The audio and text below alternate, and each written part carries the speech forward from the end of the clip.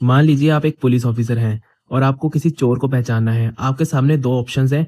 एक इंसान जिसने फटे पुराने कपड़े पहने हुए हैं और दूसरा जिसने बढ़िया 3 पीस सूट पहन रखा है। तो उनमें से आप किसको अरेस्ट करेंगे? यही रोल आता है ऑब्जेक्टिविटी यानी कि वस्तुनिष्ठता का। तो फैसला या डिसीजन लेते टाइम तथ्य यानी कि फैक्ट, सबूत यानी कि एविडेंस और मेरिट के बेसिस पर फैसला लेना ही ऑब्जेक्टिविटी है। और आपका फैसला आपकी फीलिंग्स यानी कि भावनाओं, बायसेस और किसी भी तरह के एक्सटर्नल प्रेशर से बिल्कुल फ्री होना चाहिए। आपका फैसला सिर्फ तथ्यों और सबूतों के बेसिस पर ही होना चाहिए। कुछ एग्जांपल्स देख लेते हैं। मान लीजिए आप किसी रिक्रूटमेंट पैनल के मेंबर हैं और कैंडिडेट्स को सिलेक्ट करते टाइम अगर आप सिर्फ मेरिट और उनकी परफॉर्मेंस के बेसिस पर उनको सेलेक्ट या रिजेक्ट करते हैं तो उसको बोला जाएगा ऑब्जेक्टिव डिसीजन या फिर ऑब्जेक्टिविटी। लेकिन अगर आप उनका रिलीजन देखते हैं, उनकी कम्युनिटी देखते हैं या फिर आप ये देखते हैं कि ये मेरा रिश्तेदार है या फिर किसी राजनेता ने इस कैंडिडेट की सिफारिश कर रखी है और उस बेसिस पर फैसला लेते हैं तो वो ऑब्जेक्टिविटी नहीं होगा। इसी तरह से किसी को अरेस्ट करते वक्त अगर पुलिस वाला सिर्फ और सिर्फ सबूतों के बेसिस पे उसको अरेस्ट करता है, ना कि अपनी अजम्पशंस, अपनी धारणाओं के बेसिस पे,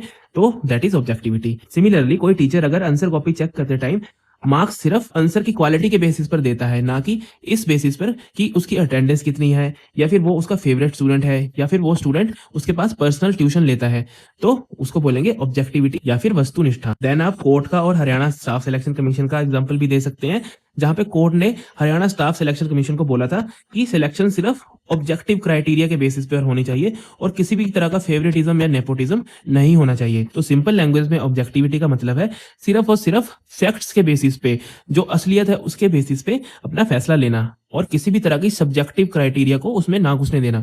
जैसे कि किसी के बायसेस हैं, किसी के बिलीव्स हैं, किसी का धर्म है, वो सारी चीजें सब्जेक्टिव हैं, हर पर्सन के साथ चेंज होती रहती हैं, लेकिन जो फैक्ट है वो सेम रहते हैं। इसलिए objective decision will be taking decision on the basis of fact. Quotes that you can use: objective thinker sees things as they are, not as they wish them to be, by Epictetus। मतलब objective thinker चीजों को ऐसे देखता है जैसे वो हैं, ना कि ऐसे जैसा वो चाहता है कि वो हो। Then an impartial and objective civil servant is the backbone of good democracy, by TN. Seshan. तो टी.एन. शेषन 1990s में आपके चीफ इलेक्शन कमिश्नर थे और उन्होंने इलेक्शन कमीशन की गरिमा को काफी ऊंचाइयों तक पहुंचाया था। अगर आप इस वीडियो को इंग्लिश में देखना चाहते हैं या फिर आप यूपीएससी या फिर किसी भी और गवर्नमेंट एग्जाम की तैयारी कर रहे हैं और आप एथिक्स के पेपर में अपना स्कोर इंप्रूव करना चाहते हैं, तो you can follow IAS foundry और you can follow this initiative. Thank you.